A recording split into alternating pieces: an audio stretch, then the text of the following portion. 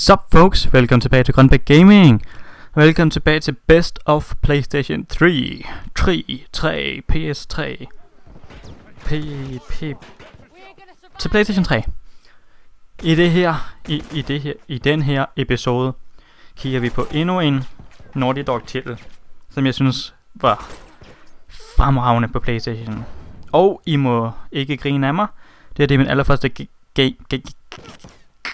min allerførste gameplay online i den serie.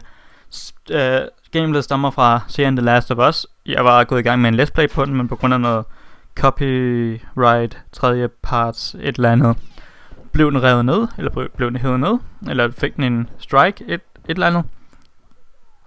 Så jeg kunne ikke gøre den færdig. Så her får I nu noget multiplayer fra det, og som sagt, det er min allerførste gameplay, så I må bære over med, at jeg får hammerhøvl.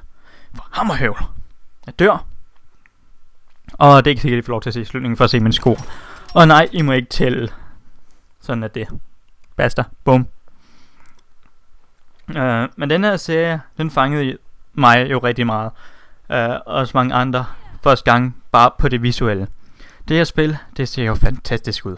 Selvom det er på en PlayStation 3. Og jeg kan bare kun forestille mig, hvor godt det kunne se ud på PlayStation 4'en. Med opdateret hardware, sådan så vi kunne få den bedre grafik. Opdateret framerates. Hvor ville det være skønt. Så det er jo selvfølgelig en ting, jeg håber på at se. Og det her spil, det er det eneste...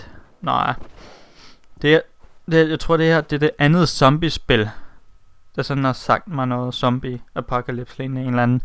Jeg kan godt lide konceptet, og jeg elsker det specielt på film. Sådan en film som Zombieland elsker jeg. Og det er jo fyldt med zombier og med et comedy adgangssyn, et eller andet til det. Med komisk synspunkt til zombie-apokalypsen. Det her, det har jo selvfølgelig en mere alvorlig tone, men har en historie, som vi kun kan se fra Naughty Dog lige for tiden. Så det imponerede mig meget. Og som sagt var det eneste sådan post-apocalypse-agtige et eller andet spil, der sådan har sagt mig noget. Ellers så har jeg kun spillet Left 4 Dead, og så for dem af jer, der har været med helt fra starten af, så har jeg spillet noget, der hed Zomboid, hvilket ikke var så populært. Det var meget sjovt til at starte med, men det er ikke et, jeg kunne sidde og sidde og spille lige nu. Og hvis der er nogen, der virkelig vil kalde de der...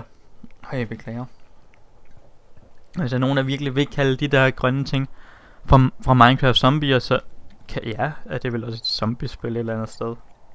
Selvom det ikke ligefrem det, jeg vil sammenligne Minecraft med. Men som sagt, det her spil, et af de allerbedste. Hvis du ikke har gjort springet til PlayStation 4 endnu, og hvis du ikke har planer om det, men mangler et spil at spille, eller bare ikke mangler et spil at spille, så køb The Last of Us. Du kan ikke gå galt med den her spiltitel. Ja, du kan ikke gå galt med den her spiltitel.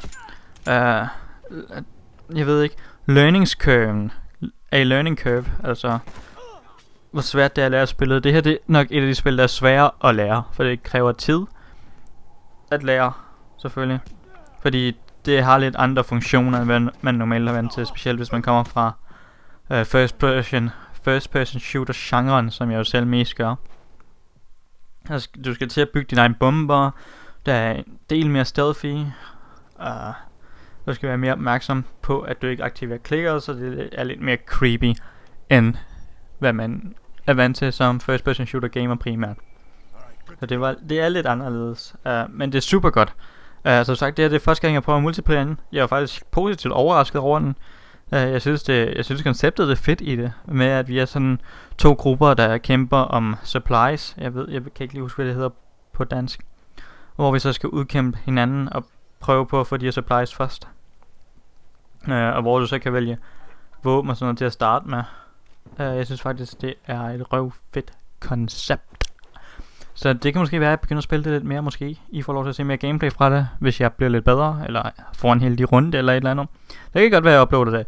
Selvom pointen med det her best of PlayStation 3 er, at jeg ikke sådan uploader gameplay. Kun lige for lige at vise, hvorfor en serie, eller spil, eller en franchise, jeg synes, der har været fremme på PlayStation 3 i år 2013 som nogle af de bedste serier. Så det var det, jeg havde at sige. Så lad os komme i gang. Så det her, det er første gang, jeg prøver multiplayeren. Jeg er faktisk positivt overrasket over den. Jeg synes faktisk, det er et røvfedt koncept. Så det kan måske være, at jeg begynder at spille det lidt mere måske. I får lov til at se mere gameplay fra det, hvis jeg bliver lidt bedre, eller får en heldig runde eller et eller andet. Det kan godt være, at jeg uploader det. Selvom pointen med det her best of PlayStation 3 er, at jeg ikke sådan uploader gameplay. Kun lige for lige at vise, hvorfor en serie, eller spil, eller en franchise, jeg synes, der har været fremme på PlayStation 3 i år 2013 som nogle af de bedste serier. Og der kunne man ikke komme uden om The Last of Us. Det er top tier. Altså, du må ikke snyde dig selv for det spil, hvis du ikke har prøvet det. Eller hvis du kun har prøvet det og ikke gennemført det, snyd dig ikke fra det. Gå ud og køb det, find det på tilbud, et eller andet. Du kan ikke gå galt med det. Det er så super nice. Så med det vil være den anden, jeg vil snakke om, som en af de PlayStation 3 titler, jeg har, brugt mig rigtig meget om. Så anden episode af serien er slut. Og så indtil vi ses i næste video, gutter. I må have det. Hej.